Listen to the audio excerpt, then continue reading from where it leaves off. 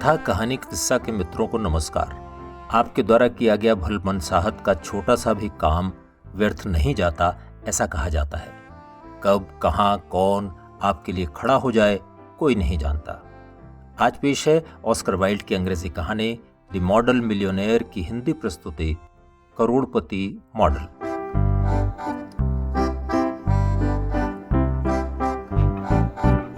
जब तक कोई व्यक्ति आकर्षक नहीं है तब तक उसके अमीर होने का कोई फायदा नहीं होता। मोहब्बत करने का अधिकार केवल पैसे वालों के पास ही होता है, यह गरीबों का काम नहीं। गरीब आदमी को तो व्यावहारिक और साधारण ही होना चाहिए। गरीब के लिए तो सुंदर दिखने से अच्छा है कि उसकी कुछ नियमित आमदनी हो। ये आधुनिक जीवन की बड़ी सच्चाइयां हैं जिन्हें ह्यूई अर्स्किन कभी नहीं समझ पाया। बेचारा ह्यूई। जहां तक दिमाग की बात है, हमें स्वीकार करना पड़ेगा कि उसमें कोई खास बात नहीं थी। उसने अपनी पूरी जिंदगी में कभी भी कोई शानदार बात तो दूर बेहूदी बात तक नहीं की थी। लेकिन हाँ, वो बहुत ही सुदर्शन आदमी था। भूरे रंग के सुलझे हुए बाल, संतुलित नैन नक्श और सलेटी रंग की उसकी आंखें बहुत आकर्षक थीं। वो आदमियों के बीच भी उतना ही लोकप्रिय था जितना औरतों के बीच। उसके पास सब कुछ था, बस वो पैसा नहीं कमा पा रहा था। अपने पिता से उसे विरासत के रूप में सैनिकों वाली एक तलवार और युद्ध से संबंधित 15 खंड वाली किताबें मिली थीं। ह्यूई ने तलवार को तो अपने शीशे के ऊपर टांग दिया और किताबों को एक अलमारी में सजा दिया। उसका खर्चा पानी उसकी एक आंटी से मिलने वाले सालाना 200 पाउंड से ही चलता रहा। वो 6 महीने तक इस स्टॉक एक्सचेंज में गया, लेकिन भारी भरकम सांड और भालुओं के बीच बेचारी तितली का क्या काम। उसने कुछ समय तक चाय पत्ती बेचने का भी काम किया, लेकिन जल्दी ही वो इस व्यापार से ऊब गया। फिर उसने ड्राई शेरी बनाने का काम भी किया। यहां भी उसे कुछ खास न मिल पाया। शेरी कुछ ज्यादा ही सूखी साबित हुई। कुल मिलाकर आखिर में वो कुछ भी न कर पाया। वो एक खुश मिजाज, आकर्षक लेकिन प्रभावहीन और बेरोजगार ही रह गया। वो मोहब्बत में भी पड़ गया था और उसकी हालत कंगाली में आटा गीला जैसी हो गई। वो जिस लड़की से प्यार करता था उसका नाम लॉरा मेर्टन था और वो एक रिटायर्ड कर्नल की बेटी थी। कर्नल के लिए कहा जाता था कि भारत में अपनी तैनाती के दौरान उसका हाजमा और व्यवहार दोनों चौपट हो गए थे। वो फिर से इन्हें नहीं पा सका। लॉरा भी ह्यूई को प्यार करती थी और ह्यूई तो उसके जूते भी चूमने को तैयार बैठा था। लंदन की सबसे शानदार जोड़ी थी, हालांकि उनके बीच समानता नहीं थी। कर्नल ह्यूई को पसंद तो करता था, लेकिन अपनी बेटी का हाथ उसे नहीं थमा रहा था। कर्नल कहा करता था, बेटा, जब तुम्हारे पास तुम्हारे अपने 10,000 पाउंड हों तब मेरे पास आ जाना, उसके बाद देखेंगे कि क्या किया जाए।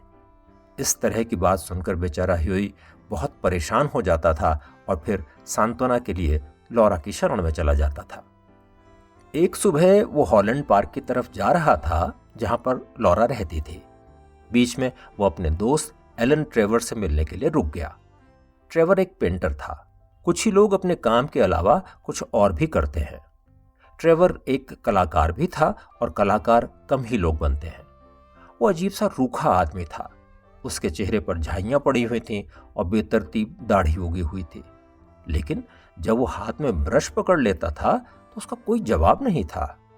उसकी पेंटिंग्स की बहुत मांग भी थी। ह्यूई से मिलते ही वो उसके प्रति आकर्षित हो गया था। जाहिर है ह्यूई की सुंदरता ही इस आकर्षण का कारण थी।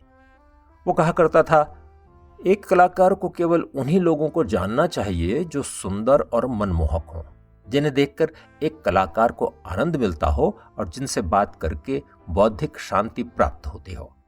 छैल छबीले पुरुष और खूबसूरत औरतें ही इस दुनिया पर राज करती हैं, उन्हें करना भी चाहिए। लेकिन ह्यूई से पहचान बढ़ने के बाद वो उसे और पसंद करने लगा, क्योंकि वो मिलनसार और प्रसन्न रहने वाला व्यक्ति था। ह्यूई का लापरवाह स्वभाव भी उसे पसंद था, इसलिए उसने उसे अपने स्टूडियो में प्रवेश करने की अनुमति भी दे दी थी। ह्यूई ने जब स्टूडियो में प्रवेश किया तो उसने देखा कि ट्रेवर एक आदमकद पेंटिंग बनाने में डूबा हुआ है। वो एक भिखारी के चित्र को अंतिम रूप दे रहा था। स्टूडियो के किनारे पर बने कुछ ऊंचे से मंच पर एक भिखारी भी खड़ा था। वो मुरझाया हुआ सा लग रहा था। उसका चेहरा झुर्रियों से भरा हुआ था और वो बहुत दीनहीन दिखाई पड़ रहा था। उसके कंधों पर चीथड़े जैसा एक लबादा लटका हुआ था और उसके पुराने जूतों पर टल्ले लगे हुए थे।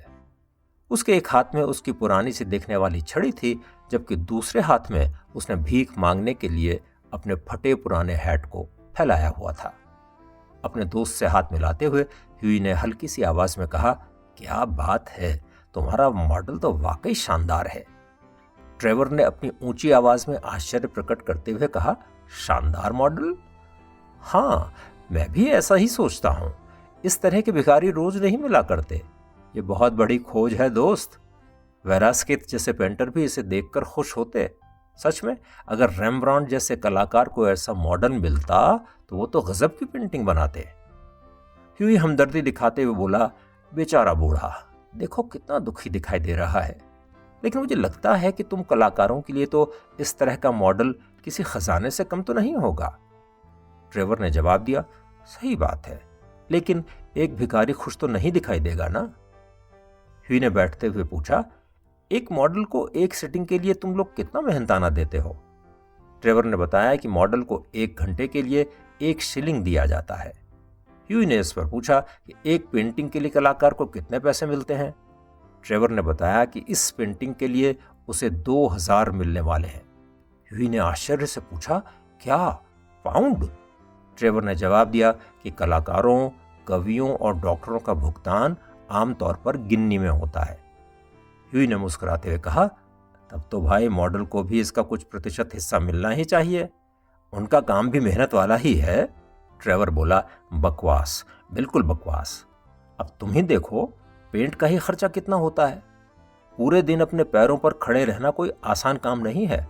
तुम्हारे लिए ये सब बहुत आसान है, लेकिन मैं तुम्हें सच बताऊं, कई बार ऐसा भी होता है कि कलाकार का काम भी मजदूरों के काम जैसा ही मेहनत भरा होता है। अच्छा, अब जरा चुप हो जाओ, मैं आज बहुत व्यस्त हूं। अपनी सिगरेट सुलगाओ और चुपचाप बैठे रहो।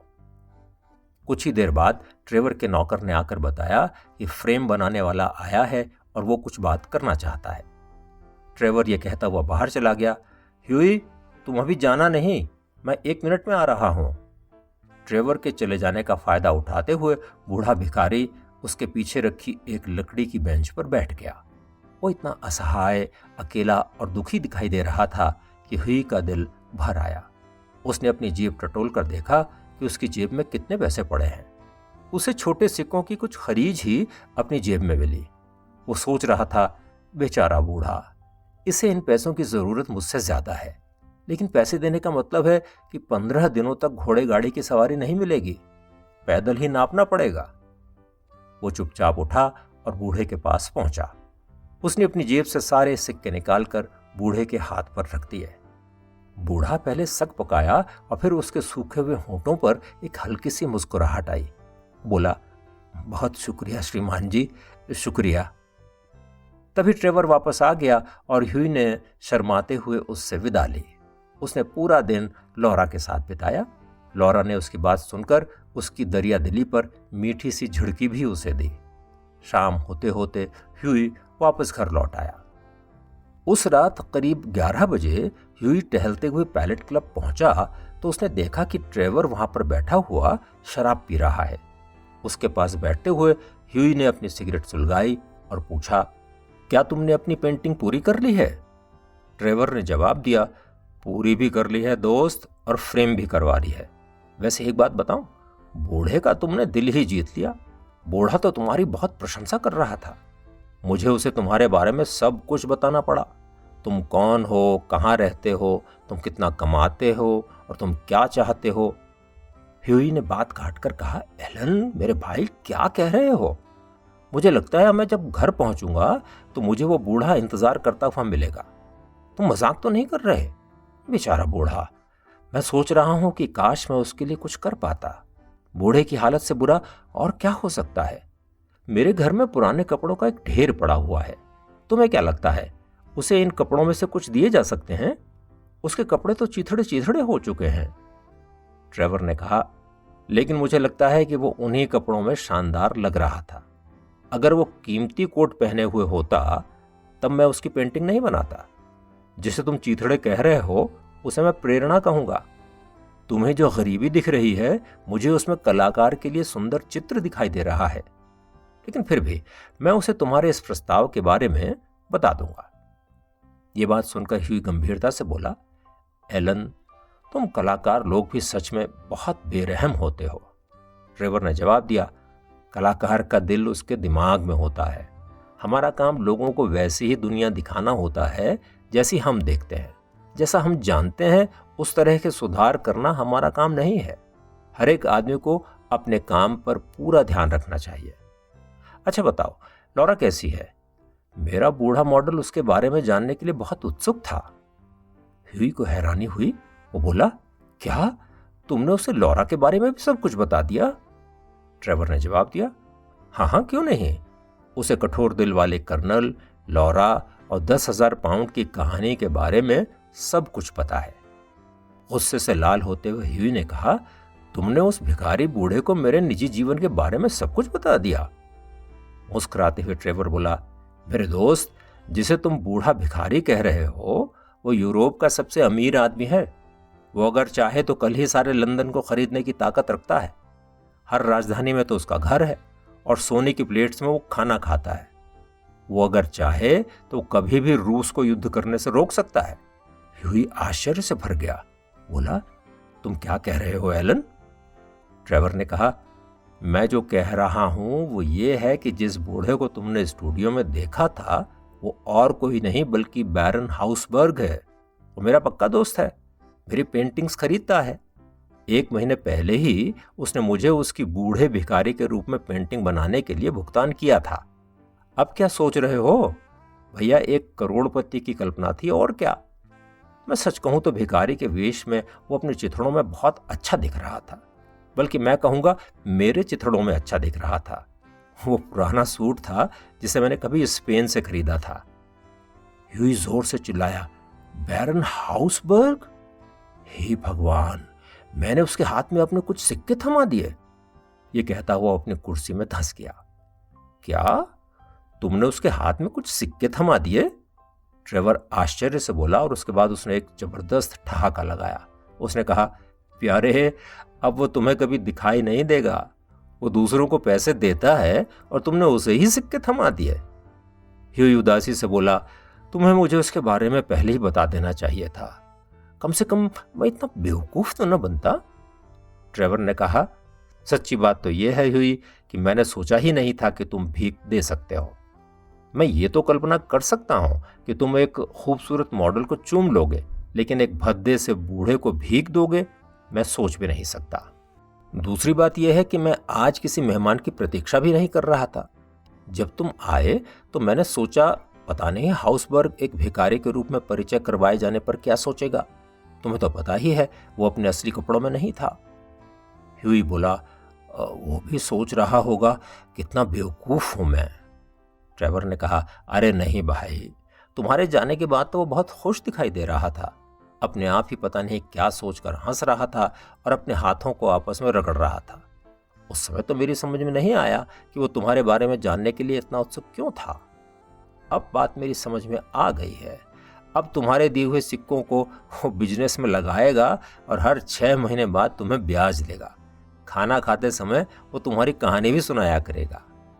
ह्यूई पछताते हुए बोला, मैं बहुत अभागा हूं एलन, अब क्या करूं। सबसे अच्छा तो यही है कि अपने कमरे में चला जाऊं और सो जाऊं। प्लीज किसी से मत कहना, मैं किसी को चेहरा दिखाने लायक नहीं रहूंगा। एलन ने सांत्वना देते हुए कहा, बेकार की बातें मत करो। इससे पता चलता है कि तुम दूसरों की सहायता के लिए मन से कितने तैयार रहते हो। अभी कहाँ जा रहे हो? अरे बैठो। लेकिन ह्यूई वहां नहीं बैठ पाया। वो दुखी सा वापस घर लौट आया। ठहाके लगाते हुए ट्रेवर को वो पीछे ही छोड़ आया। सुबह जब वो नाश्ता कर रहा था, नौकर एक कार्ड लेकर आया जिस पर लिखा था, मॉन्सियर गुस्टाव नॉर्डेन द्वारा बैरन हाउसबर्ग। ह्यूई सोचने लगा कि यह आदमी मेरे माफीनामे के लिए आया है। उसने नौकर से कहा कि उस आदमी को अंदर ले आए। सोने के फ्रेम वाला चश्मा पहने और सफेद बालों वाला एक आदमी अंदर आया। उसने फ्रांसीसी लहजे में कहा, क्या मेरी बात मॉन्सियर एर्स्किन से हो रही है? ह्यूई की हाँ में गर्दन हिलाने पर उसने आगे कहा, मैं बैरन हाउसबर्ग की ओर से आया हूँ।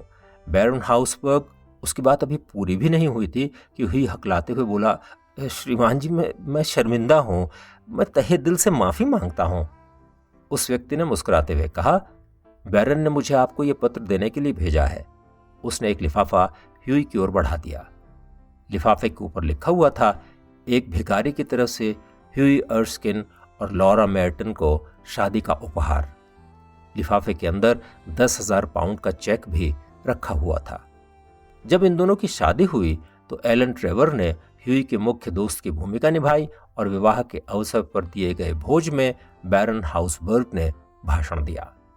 एलन ट्रेवर का कहना था, करोड़पति मॉडल मिलना तो बहुत मुश्किल है, लेकिन आदर्श करोड़पति मॉडल मिलना तो और भी मुश्किल है।